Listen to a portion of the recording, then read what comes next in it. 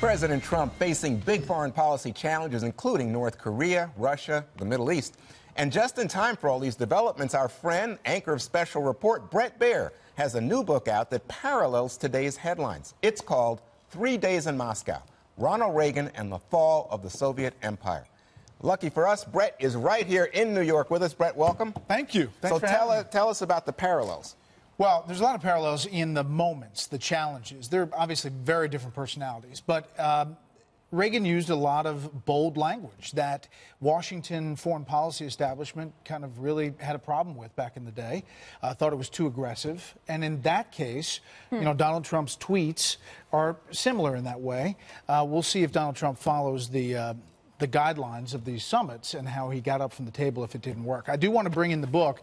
You know, the book is here, and it came out this week. And I saw you all talking about the books and how Jesse is so prolific in his reading. So I brought the Young Readers Edition, which also comes out big print at the same time. Is there an audio book? This is for you. Thank you very much. Yeah. Oh, and there's pictures in the middle. Yeah. You know what? You know what? You can color in the back. It's much better than the Gutfeld monologues. I can say that already. Not having read one of them. Endorsed by Bret Baier, the Gutfeld monologue. Seriously, that is creepy. Is this the creepiest thing? It's 100% It's in the uncanny valley. It almost looks like you, but because it's not like you, it's just freaky. I keep it, you know, I take this everywhere. That's really sad. I travel on the subway with it. I've had 3 companies say they really want to do this. Yeah. But I think you should do it for the Children's Hospital charity. Good. Oh, that's always has to be a charity. Isn't it their logo anyway from Children's Hospital? It is. It is. Bear. Okay. All right, Dan. No, you know what you should do is do a promotion with your book on Twitter that if somebody shows a receipt of buying your book, they are part of the auction for the bear. I think he wants a finder's fee. That's not bad. Can I ask you a serious question, though? Yes. What is going through your mind when you get the 5 tossing to you at 5:59:59? Seriously, it is one of the most scary parts of the day, especially if it's Greg. Yes. You never know what's You coming. really don't know what it's coming. I just assume it's going to rhyme. Dana punts. She just says, I don't have anything funny. Yeah.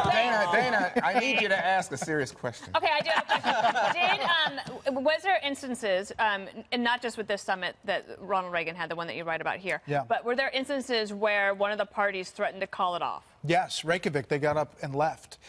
So it goes Geneva, Reykjavik, and then Washington, D.C., and Moscow. And the reason this one is important in Moscow is the final one, and he speaks to Moscow State University students about freedom and democracy, and not like hitting them over the head that we're better than you, but sort of like a Pied Piper, like come and see why the West is the way to go. You know what's interesting on that point? I mean, obviously, I think back, I was covering the Reagan White House. This is perestroika.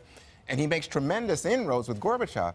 But now we're dealing with Putin, and Putin has rejected the West and all of our offers and help in terms of coming into the Western world and capitalism. Yeah, it's a totally different... He's trying to recreate the Soviet Union expansionism. And Mikhail Gorbachev was a different leader, and Reagan saw that, and that's why he negotiated with him. A little fact in here, Reagan and Gorbachev in Red Square, when they're walking around, Marlon Fitzwater whispers in his ear and says, all these people around you, they're not civilians. They're KGB officers. And one of them was believed to be Vladimir Putin. Oh, yes, wow. that's a camera around. There's facts in here? I'm not reading this. Come on, man. Readers, it's much easier to read. It's much easier. This is better than that New York Times. If you had put killing 3 days in Moscow. That's how to sell books. That's how to do it. When I saw the title 3 Days in Moscow, I thought it was about Trump's visit for the pageant. I was worried it was going to be a hit piece. Hey, wait a minute. You didn't stay the night, I thought, Jesse. That was only 24 hours. Keep it clean, man. I didn't say anything. Brett, just some news. The publisher's really thrilled with this. It'll be This the appearance best is one segment of of the your book best. tour. It will be, guaranteed. Jedediah. Yeah, some news of the day, just a little bit with you. We just did a block on the Trump Tower meetings with Don Jr. and the transcripts that came out. And I'm just curious if, you know, some people are saying, oh, there's tons of stuff in here that could really change the tide. Others saying it's a big nothing burger. I think that was Jesse. What do you think? Is there anything new here? Well, I do think that what Dana pointed out about the Manafort notes is actually really interesting, the notes in the meeting. I also think that Don Jr., there's a lot of calls for him to come back up and testify because there's some hazy memory there. At the same time, you look at this New York Times piece about Operation, what is it, Crossfire Hurricane. And deep in there, it says a year later, there's still no evidence of the Trump officials colluding with Russia. Yeah.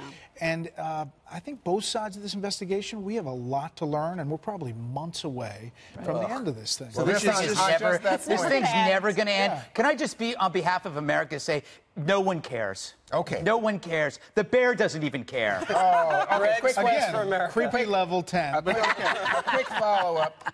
So Senate Intel comes out and says, much differently than House Intel, oh yeah, Russia interfered and they favored Trump. Does that matter?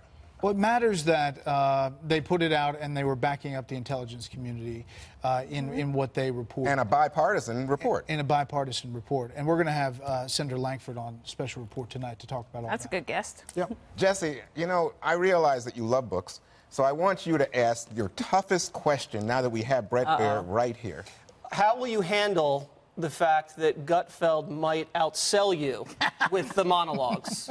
I like that he plugs my book. This better come back when I write mine. Great. I mean, no, you got the Kilmeade book out there. You got the Gutfeld thing coming up. Yeah. Ainsley's got a book out. How will you you just have a lot of books. You How just will have you 5 feel if you don't outsell all of them? I'll feel like that bear. Well, no, this bear's feeling pretty good right now. happy. He's in the best seat in the house, my lap, right there, waving here. It's scary with that bear, I'm not going to lie. Hey, before we go, just on a personal note, what do you hear from Charles Krauthammer, our friend? So I had this email the other day. He's doing better. His doctors say he's turned the corner, and he hopes to be back in the panel and on the panel That's soon. great. Good. Well, here's wishing you all the best, Charles. I know you watch, and Does he watch The Five? He watches The Five. I hope we don't embarrass ourselves, Charles. Well, It's a little You're late. not holding a bear in your lap. It's a little late for that. I'm holding a bear with a human face. It's true. Yeah. This is where I am. Again. Yeah. do you get aggravated? No. I think it's good. You think it's good? And I can always hear you laughing. After Well, I say, just feel for you, man. I feel for you because I think you're trying to do a serious show.